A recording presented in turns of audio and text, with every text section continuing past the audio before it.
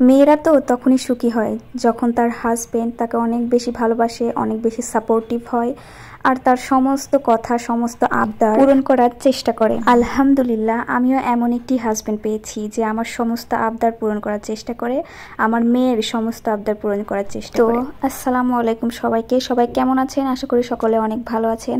আজকে আমরা বাহিরে যাচ্ছিলাম রুহির জন্য কিছু কেনাকাটা করতে। রুহি তো বাহিরে যাওয়ার কথা শুনলে অনেক বেশি খুশি হয়ে যায়। আর আমাদের এদিকে পূজা হচ্ছিল, তাই পুরো শহরটায় লাইটিং করে অনেক বেশি জাঁকজমক পূর্ণ করে ফেলেছিল। রুহিকে নিয়ে সচরাচর আমাদের বেশি বাহিরে যাওয়া হয় না, তো আজকে কিছু কাজও ছিল আর সাথে লাইটিং দেখানোর জন্য মেয়েকে নিয়ে বের হয়েছিলাম। এইখানে দেখুন, রুহি যখনই ওর বাবার দোকানে আসে তখনই কিছু না কিছু নেওয়ার জন্য বায়না করে।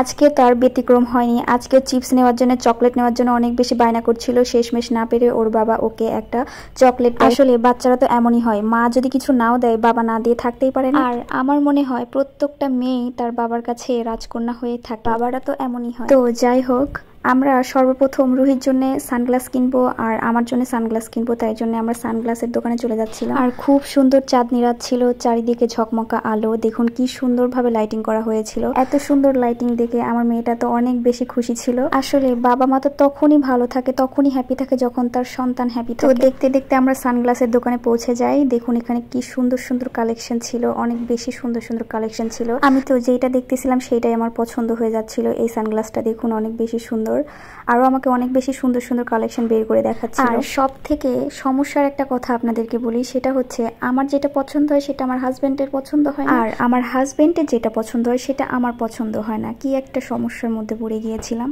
দেন শেষমেশ আমি যেহেতু আমার জন্য কিনতেছি, সো আমার পছন্দটা নেওয়া হয়েছিল। আর এইদিকে আমার মেয়ে একটা করে করে চশমা নিয়ে নিজে পরে পরে দেখছিল।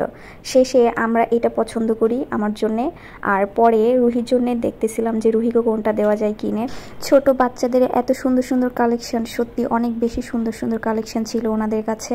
তো রুহির জন্যও আমরা অনেকগুলো সানগ্লাস ট্রাই করে দেখছিলাম যে কোনটা আসলে ওকে বেশি মানায়। তো দেখুন আমরা ট্রাই করবো কি ও নিজেই নিয়ে নিয়ে দেখি। বর্তমানে এখনকার বাচ্চারা এত বেশি পাকা, ওদেরকে কোনো কিছু শিখিয়েই দিতে হয় না, বা একবার শিখেলে সেকেন্ড টাইম কোনো কিছু শিখাইতে হয় না। এই চশমাটা আমার অনেক বেশি পছন্দ ছিল, কিন্তু রুহির বাবার পছন্দ নয়, যার কারণে ওটা নেওয়া হয় নাই। ওই ব্ল্যাক কালারটা নেওয়া হয়েছিল। তো সানগ্লাস কেনা ডান।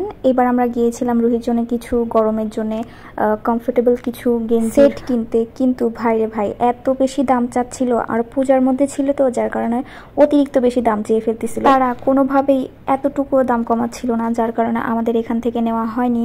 প্রায় 2 থেকে 3টা দোকানে এভাবে ঘোরার পরে আমরা রুহির জন্য এইখান থেকে কিছু গেঞ্জি সেট প্যান্ট সহকারে কিনে নিয়েছিলাম। এই চাচাটা অনেক বেশি দাম কম রেখেছিল। এরপরে আমরা চলে যাই রুহির জন্য ছাতা কিনতে। বাচ্চারাও যেমন কিউট, তাদের জিনিসপত্রগুলো অনেক বেশি কিউট। এই ছাতাটা দেখুন কি সুন্দর লাগতেছিল। ছাতা কিনে তারপরে আমরা চলে যাই আমাদের বাসার দিকে। আর এখানে দেখুন, আপনি লাইটিং দেখে পুরাই অবাক হবেন।